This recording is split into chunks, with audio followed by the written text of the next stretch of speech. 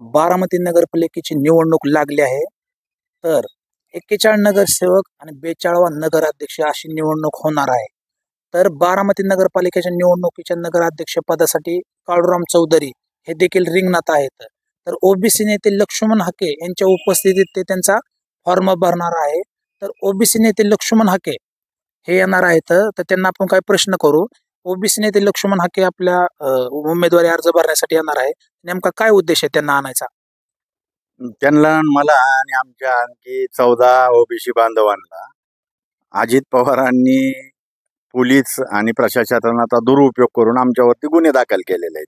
गुन्हे दाखल करणारा अजितदादा, त्यांचा पक्ष, आणि मग त्यांच्या विरोधात काळूराम चौधरी आणि लक्ष्मण हाके येणार नाही तर कोण येणार?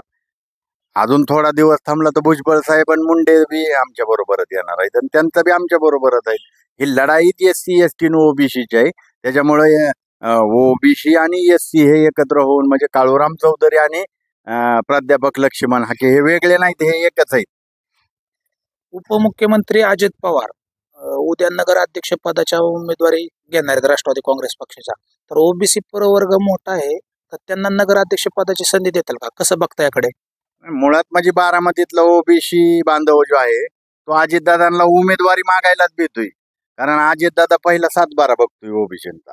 जो जमीन दिला अजित पवाराला त्याला भेटेल की तिकीट, नाही भेटलं ओबीसीला तर माझ्यासाठी चांगलं आहे, मी निवडून आलो. मग त्यांनी ओपनवाल्यांना दिली तर SC ST ओबीसी आणि धार्मिक अल्पसंख्याक म्हणजे ख्रिश्चन असतील, मुस्लिम असतील, हे जे बांधव आहेत त्यांच्यावरती 2014 पासून या देशात कमी जास्त प्रमाणात अन्याय अत्याचार सुरू आहेत आणि त्याचा सगळा वाचपा या निवडणुकीत निघणार आहे. कारण ही इथून सुरुवात झालेली आहे. या बारामतीतूनच त्या ओबीसीच्या आंदोलनाला सुरुवात झालेली आहे.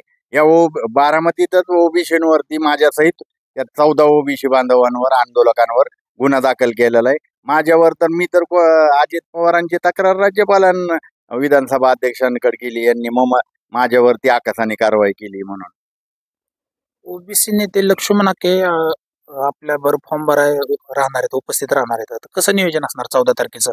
आम्ही दुपारी 1 वाजता बारामती नगर परिषदेच्या त्या तिथं एकत्रित येणार आहे आणि तिथून उमेदवारी अर्ज दाखल करणार आहे. उमेदवारी अर्ज दाखल केल्यानंतर पत्रकार बांधवांशी वार्तालाप होणार आहे आणि तिथून मग आम्ही पुढच्या कार्यक्रमाला पुढे 2-3 कार्यक्रम आहेत. गोजूबावीच्या महारवतनाचा आणि मातंग समाजाच्या जमिनीच्या संदर्भात तिथं भेट देणार आहे आणि त्याच्यानंतर भोकच कागदपत्र कशी काढून सरपंच पद पिंपळीचं ज्या डुप्लिकेट ओबीसींनी बळकावलेलं आहे त्याचा पर्दाफाशी रॅली आहे. लक्ष्मण हाके बरोबर अजून कोण कोण उपस्थित राहणार आहे?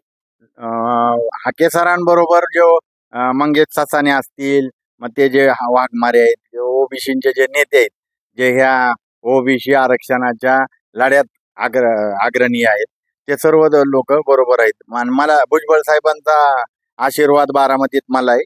ते त्यांच्या पक्षाचा आज राष्ट्रवादी पक्ष कोणी मोठा केला? ओबीसींनी केला, आमच्या भुजबळ साहेबांनी केला. भुजबळ साहेबांनी केला, धनगर बांधवांनी केला, त्यांना मात्र साहेब आज तुम्ही त्या भुजबळ साहेबांचा फोटो टाकू नका म्हणून आदेश देत असाल. काळूराम चौधरीला बहुजन समाजाचा आणि ओबीसीचा पाठिंबा आहे. ओबीसी संघर्ष समिती, ज्या संघर्ष समितीच्या बॅनरवरती भुजबळ साहेब, हाके सर, पंकजाताई मुंडे, धनुभाऊ मुंडे आणि ह्यांचं बॅनरवर त्या मला जो पाठिंब्याचं पत्रक निघणार आहे त्याच्यावरती भुजबळ साहेबांचा बी फोटो असणार आहे. आता तुमचं असं म्हणणं आहे की ओबीसी नगराध्यक्ष पद जेवढं नसेल तेवढं तुमच्यासाठी फायद्याचं आहे. कसं काय नेमकं? ओबीसी नसल्या OBC SC आणि मायनॉरिटीला पर्याय कोण आहे? ओपनवाल्यांनी आजपर्यंत अन्याय केलाय, कोणाला देणार आहे तुम्ही ज्यांना बी आणणार आहे का नाही, तो एकतर कॉन्ट्रॅक्टर आहे, तो मलिदेवाला आहे आणि ज्या मलिदा गँगचाच कोणतरी सदस्य ओपनवाला उभा राहणार आहे. मलिदा खाणारी ह्या बारामतीत कोण आहेत? तर 90-95% ही ओपनवाले आहेत. 2-4% बहुजन समाजातले आहेत. म्हणजे 1-2 ओबीसी आहेत. ते अर्धा एक आमच्यातला आहे. एक कोण भंगारचं कॉन्ट्रॅक्ट आम्हाला दिलेला आहे, कुणाला काहीतरी हॉस्पिटल दिलेले आहेत, अशी सफाईची कामं ज्यांना दिलेली आहेत ती पण आहेत, पण ती 0.5% आहेत. ही बाकीची जी 95% ओपनवाली मलिदेवाली आहेत त्याच्यातला कुणी यामध्ये काळूराम चौधरी त्यांना पुरून उरणार आहे. आणि या बारामतीतला ओबीसी SC आणि मायनॉरिटी, मुस्लिम आणि ख्रिश्चन माझ्या बरोबर आहेत आणि ते मला मत देणार आहेत. आणि चुपचाप हातीछाप बारामतीकरांनी घोषणा काय बनवली आता? चुपचाप हातीछाप गपचिप जाणार आणि हत्तीचं बटन दाबणार. पैसे दादातच घेणार आहेत आणि दादानी चांगला रेट काढावा. आता मी बारामतीकरांचा दिवाळीत करणार आहे आता येणाऱ्या निवडणुकीत, माझ्यामुळे होणार आहे. तर हे होते बसपाचे काळूराम चौधरी. तर नेमका तर राष्ट्रवादी काँग्रेस पक्षाचे उपमुख्यमंत्री अजित पवार कोणचा उमेदवार नगराध्यक्ष पदासाठी रिंगणात उतरवणार आहे, काळूराम चौधरी त्यांना कशी लढत देणार आहे, हे पाहणं खूप गरजेचं आहे.